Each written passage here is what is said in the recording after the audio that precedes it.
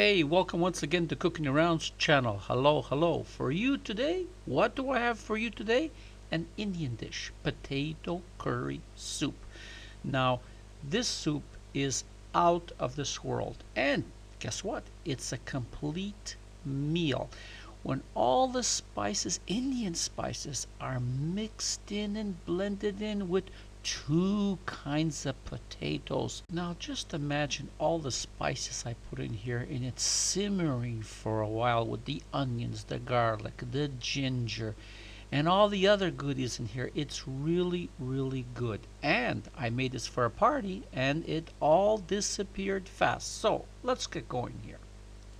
And here we go. Let's add 2 tablespoons of olive oil. And let's keep the heat, I would say, about medium high at this point.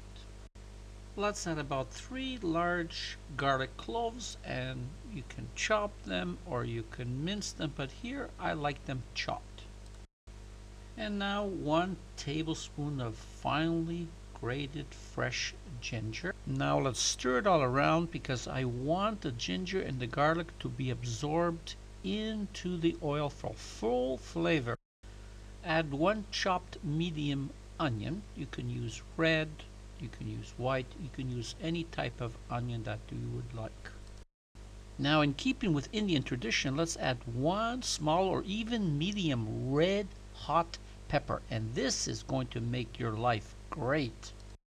Now, to make this soup really rich tasting, let's add 2 tablespoons of tomato paste, and I like you to fry that in just like this. And here we go. 1 tablespoon ground coriander, 1 tablespoon ground cumin, 1 tablespoon ground turmeric, half a teaspoon of ground cinnamon, and half a teaspoon of ground pepper. Boy, that was a mouthful. Now let's add just a dash of water just to get this to, cook properly and get all the spices to blend in. And now still being on medium heat, let's just stir it around and turn it into a paste. How long this takes? Anywhere from 3 to 4 minutes. Are we done yet? Not yet. This is a superb soup. Now let's add about 1 can of minced tomatoes. You can add tomato juice if you want at this point, but here I'm using skinless mashed tomatoes. Now 2 stalks of celery, sliced, and slice them thin or a little bit thicker, depends on what you prefer.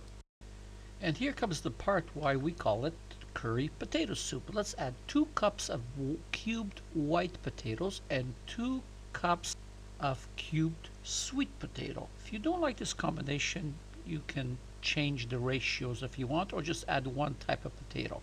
And now let's increase the heat, and here we go. Now let's add more water. How much we add? I say about 1 inch above the veggie line, or you can add more if you like. Now this is an option. I'm adding half a teaspoon of fresh rosemary. You can add more if you like. As for me, I love rosemary. And now to give it that zing, I'm taking half the juice of a lime, and I'm using the end of my wooden spatula to squeeze it all out. Now I want you to cover it. When it reaches the simmer, I want you to reduce the heat, and I want you to let it go for 40 minutes or until the potatoes are tender. And here we go. It's been close to 40 minutes, and now we have to see, is the potatoes cooked? So what I would like to do is grab your spatula, find one of the bigger cubes of potatoes, and just stab it right in the middle. If your fork goes in easy, you know it is done.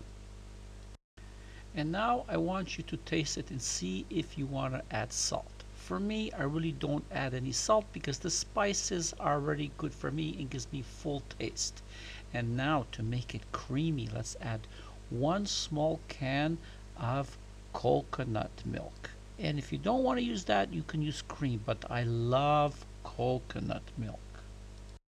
Now let's add about 1.5 cups of cubed broccoli and cut into bite-sized pieces, and let's add about 1/4 cup of fresh parsley. basically any type of parsley you want. And now let's move that around.